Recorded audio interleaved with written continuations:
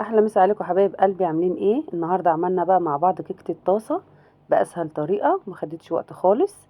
تعالوا بقى نشوف المكونات مع بعض. جبنا الطاسه بتاعتنا. طبعا انا الطاسه بتاعتي كبيره شويه، لو الطاسه صغيره بتاعتكم شويه، بس اهم حاجه الطاسه ما تكونش بتلزق. دي انا جايباها اللي هي الجرانيت، كنت جايباها مع الطقم بتاع الجرانيت بتاعي. طاسه كبيره شويه، هي شكلها شكل الحله بس هي طاسه مش حله. جبنا 2 من البيت، معاها كوباية لبن. طبعا اللي الطاسة بتاعته صغيرة شوية بيعمل نص الكمية، يعني بيضة واحدة ونص كوباية لبن. انا بقى عاملة طبعا الطاسة غويطة شوية فعاملاها يعني كمية اكبر شوية. و2 ظرف من الفانيليا. طبعا بنقلبهم شوية كده حلوين. على فكرة هي ما خدتش وقت خالص. وجبنا معانا كوباية الا ربع هي من السكر. بتحطي المكونات كلها على بعض وتقلبيها بس كده، مفيش اسهل من كده. وجبنا ربع كوباية زيت، يعني فوق الربع بشوية. طبعا لو هتعملوا اقل من كده هتقللوا الكمية. حطينا بقى كوبايتين من الدقيق، وقعدنا نقلب بقى فيها شوية. وجبنا معلقتين من الكاكاو الخام اللي هو الكاكاو الاسباني. وطبعا بيكنج باودر اهو معاكم.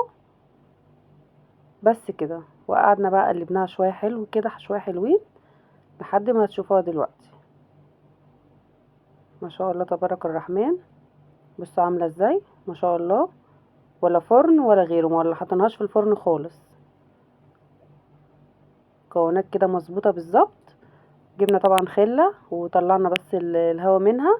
طبعا لمينا الجناب بتاعتها كده،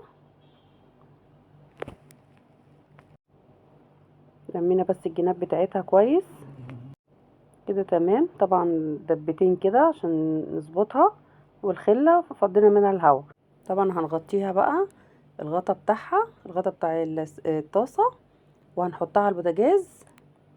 وهنودي عليها النار خالص، هنهدي عليها خالص النار. حطينا بقى 3 معالق من الكاكاو الخام برضو، و3 معالق من السكر البودر.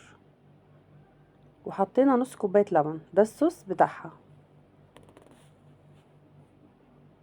ويا دوبك كده كام رشة كده فانيليا طبعا عشان نعزز الطعم بتاعها. وهنضربها بقى بالهاند بلندر.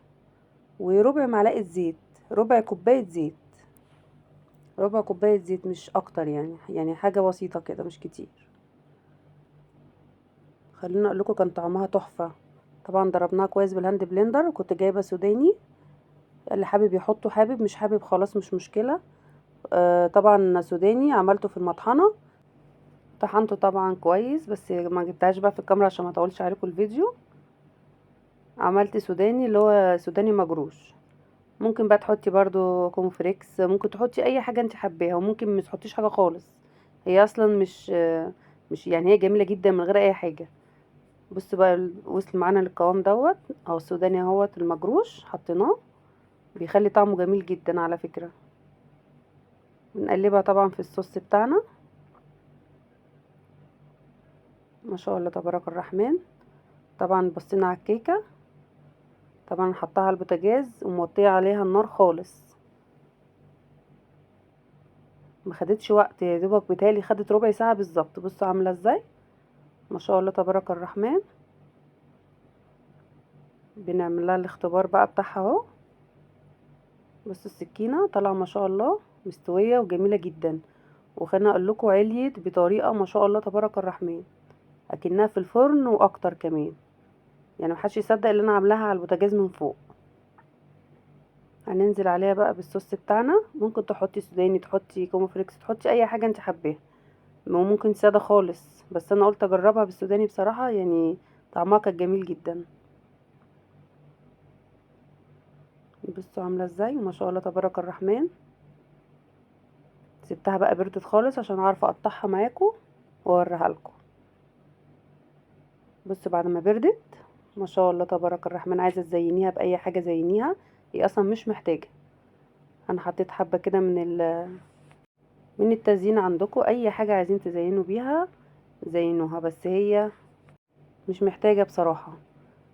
طعمها كان تحفة. انا اول مرة برضو اعملها، شفتها بصراحة كذا مرة، بس ايه كنت بخاف اقول ازاي على البوتاجاز تتعمل.